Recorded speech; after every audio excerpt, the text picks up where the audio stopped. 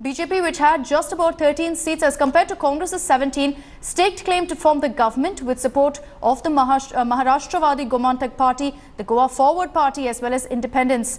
The Congress, however, has cried foul that the BJP, which wasn't the largest party in the polls, hence lacked public support, has now formed the government.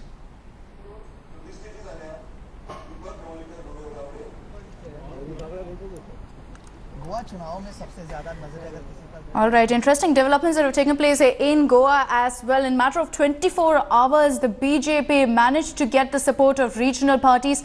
Many are questioning whether there's been some sort of quid pro quo involved, because soon after, in the allocation of portfolios, India Today has learnt that all the plump posts have gone to the top leadership of the MGP, the GFP as well as independents. In fact, let's discuss all these details in greater detail. Now we're joining us on this broadcast now is Manisha Priyam, political analyst. We've also got Mr. R.P. Singh, the National General Secretary of the BJP. We've got a spokesperson of the Congress, Mr. Mohammad Khan, and also joining us on this broadcast is Mr. Rajdeep Sardesai, consulting editor of TV Today Network. Rajdeep, if I can come to you first, happy Holi first of all.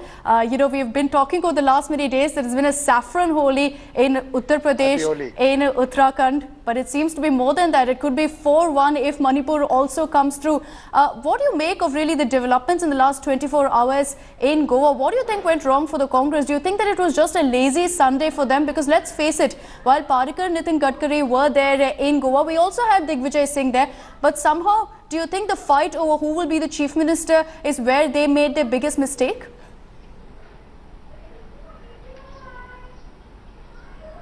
Look, I think there are a series of reasons for what happened in Goa. I think primarily the BJP was more hungry, if I may be allowed to use that word, to somehow or the other capture Goa. Goa was very important in many ways for the BJP, and in particular for the Defence Minister Manohar Parrikar, who will now be the Chief Minister of Goa. So the BJP moved very fast.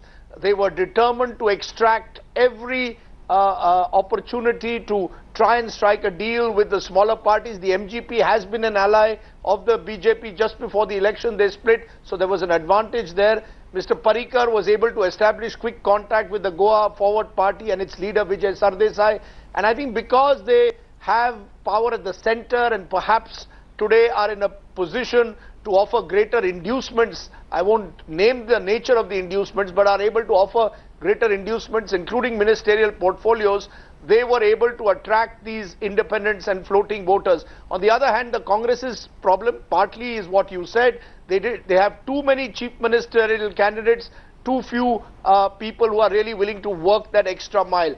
5 former chief ministers, remember, in the Congress list of those who won the election. So I think that in a sense was one of the obstacles. Plus I think the Congress thought that the governor would automatically invite the Congress first, since it's the single largest party. Unfortunately, constitutionally, the constitution is silent on that issue. The governor now, as per practice, convention tends to invite the party that can offer a stable government. Having said that, I do believe the Goa governor, who's a BJP leader, Mridula Sinha, should have at least asked the Congress about the possibility of their forming the government. I think morality and propriety demanded that, and it's unfortunate that didn't happen.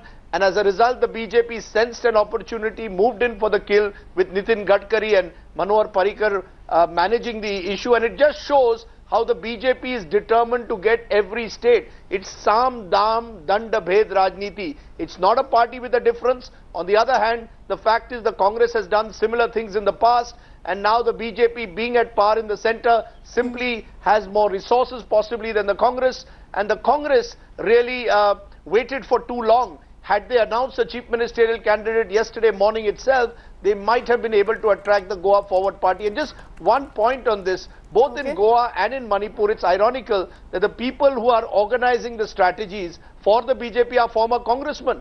Hemanta Biswa Sarma is the man leading the charge in Manipur for the BJP, and Vijay Sardesai of the Goa Forward Party is a former congressman, and he's the person really who switched sides and has enabled Manohar Parrikar to become chief minister. So lessons for the Congress and lessons for the BJP as well. How desperate do you want to be to form a government? Should you have waited a bit longer? And one last question mark. Najma Heptullah in Manipur is asking Ibobi Singh to prove that he can form a government in 5 days, while Mridula Sinha gives Manohar Parrikar 15 days. So there will be questions raised over differing standards, but overall I think the Congress just wasn't as swift enough or as desperate enough in this instance, some would say, as the BJP. And the BJP, all said and done, because of the Modi brand, is able to attract smaller parties and independents who feel that they will get much more from joining hands with the BJP today than with the Congress.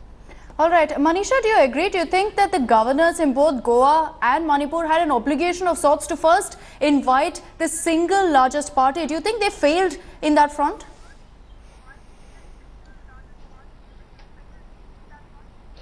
Mrs. Mridula Sinha should have been at least seen to be consulting the Congress party extensively, and only after the Congress declined should she have gone to the BJP.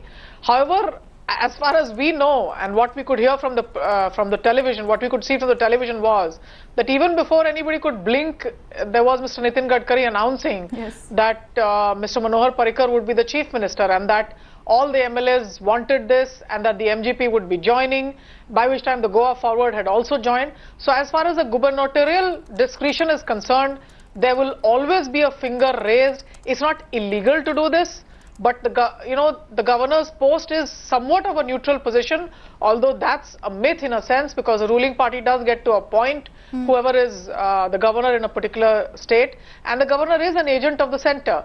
So both of these really don't leave the governor with much discretion. The governor is a political appointee, but the governor should be acting with neutrality as far as in these moments, putting in the chief minister is concerned. The governor should have been at least seen to be discussing extensively with the Congress. There should have been a declining statement from the Congress, and then this going to the BJP could have been far more justified. But if you look at the political brass tacks, look at who has joined the BJP in Goa. The Goa Forward, for example, was Vijay Sardesai is a former congressman, and has been one of those who's been an active anti-BJP member on the floor. So that's quite surprising. It's a complete U-turn to the and that's something we've seen in Manipur as well, as pointed out by Rajdeep as well, because Himanta Biswa Sharma was also a former congressman. We've seen similar developments taking place there. He's been the chief architect of what we're seeing in Manipur and previously in Assam.